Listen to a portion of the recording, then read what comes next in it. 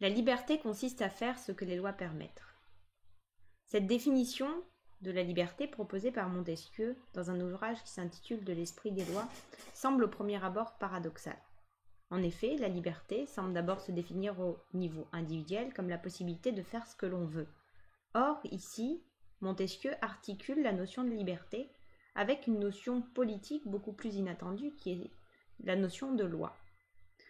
Pourquoi cela semble paradoxal? Parce qu'au premier abord, les lois sont perçues par les citoyens comme des obstacles, des entraves à l'exercice de la liberté personnelle et de la volonté égoïste.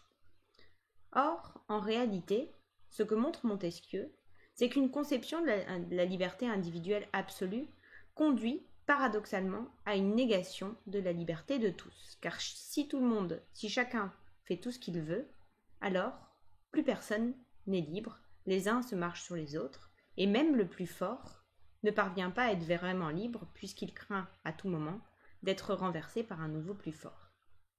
Ainsi, les lois permettent de mettre des frontières à l'exercice des libertés individuelles, mais permettent aussi une nouvelle conception de la liberté, peut-être beaucoup plus forte, une liberté politique.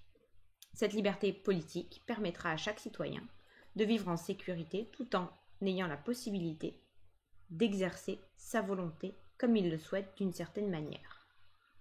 Cette nouvelle conception de la liberté exige le respect d'autrui et la considération des règles de vie communes assurées par la politique.